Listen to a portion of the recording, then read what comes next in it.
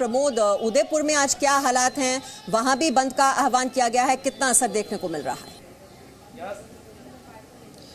बिल्कुल, उदयपुर की अगर हम बात करें तो उदयपुर में अभी भी कर्फ्यू लगा हुआ है, धारा 144 लगाई गई है, इंटरनेट जो सेवा है उसे सस्पेंड किया हुआ है। वहीं अगर हम बात करें सिर्फ उदयपुर या भारत के अंदर अलग अलग राज्यों की, उसके अलावा देश भर से बाहर दुनिया भर के जो हिंदू समाज है उनके लोगों में काफ़ी गुस्सा है, क्योंकि 24 घंटे के अंदर ही जब कपिल मिश्रा यहाँ पर आए थे तो उन्होंने बताया 24 घंटे के अंदर ही विदेशों से इतना पैसा आया कि 1,70,00,000 रुपये इकट्ठा हो गए। और आज उन्होंने पीड़ित परिवार, कन्हैया के पीड़ित परिवार की थोड़ी आर्थिक मदद की है और उनके साथ रहने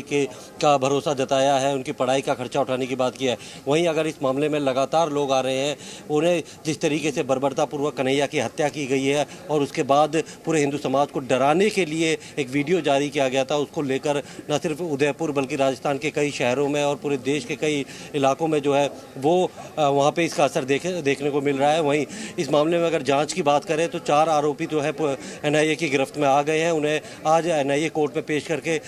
कस्टडी अपनी NIA मांगेगी। उसके साथ ही जो बाकी लोग हैं, जो व्हाट्सएप ग्रुप के अंदर लोग थे, जो देश के अलग अलग हिस्सों से थे, विदेशों में, पाकिस्तान में बैठे हुए लोग थे, उनकी पहचान करने की कोशिश की जा रही है, उनको आइडेंटिफाई किया जा रहा है, उनको हिरासत में लिया जा रहा है। करीब 25 से ज़्यादा लोगों को हिरासत में भी ले रखा है और उनसे पूछताछ की जा रही है। इस पूरे मामले में जिन लोगों की जो भूमिका सामने आ रही है, जो इस बात को जानते थे कि कन्हैया लाल के ऊपर हमला हो सकता है, उसकी हत्या हो सकती है, उन्होंने पुलिस को इस बात की जानकारी नहीं दी। तो ऐसे तमाम एंगल पे जो है न सिर्फ NIA बल्कि जो राजस्थान STF है और UP ATS है और तमाम जितने भी एंटी टेरर यूनिट है वो जांच कर रही है और इस पूरी कॉन्स्पिरेसी को जो है खोलने के लिए लगी हुई है। जितने भी इनके मोबाइल फ़ोन थे, सोशल मीडिया अकाउंट थे, उनको खंगाला जा रहा है कि कौन कौन लोग हैं। इनके आका जो पाकिस्तान में बैठे हुए थे, किस तरीके से क्या उन्होंने सिर्फ जो है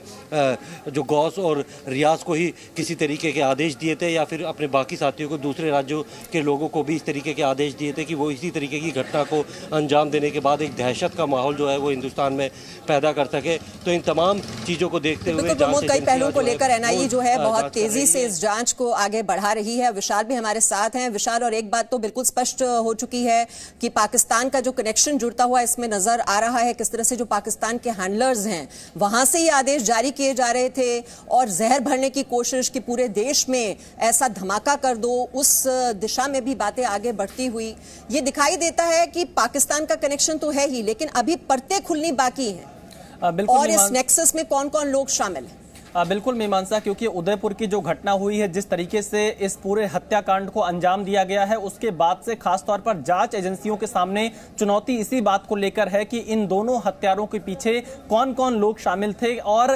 इस दौरान, क्योंकि 2014 से लेकर अब तक 2022 तक ये किन किन राज्यों में गए, किन किन लोगों से मुलाकात की और किन किन संस्थाओं के संपर्क में ये दोनों हत्यारे थे, इसकी भी पूरी जांच फिलहाल तमाम एजेंसियां कर रही है। NIA कर रही है, राजस्थान की ATS कर रही है, राजस्थान की लोकल पुलिस यूनिट कर रही है और यही पता लगाने की कोशिश कर रही है कि इनके और कितने तार हैं, कहां कहां ये लोग और इस तरह से फैले हुए हैं जो पूरी तरह से रेडिकलाइज्ड हैं, और क्या इनकी और भी कोई प्लानिंग थी। क्योंकि उदयपुर में हमने देखा एक टायर कारोबारी के दुकान की भी रेकी की गई थी कुछ युवकों के द्वारा नुपुर शर्मा के पोस्ट को शेयर करने के बाद से। तो पुलिस तमाम एंगल पर फिलहाल जांच कर रही है और यह पता लगाने की कोशिश कर रही है कि क्या राजस्थान के बाहर अन्य राज्यों में भी इनका कहीं संपर्क था और बाहर किस संस्था से या किस संगठन के साथ ये जुड़े रहे और किस माध्यम से जुड़े रहे। मीमांसा, बिल्कुल दावत इस्लामी का तो नाम आ ही रहा है, लेकिन साथ ही साथ और ISIS के जो वीडियोस देखे गए, क्या उससे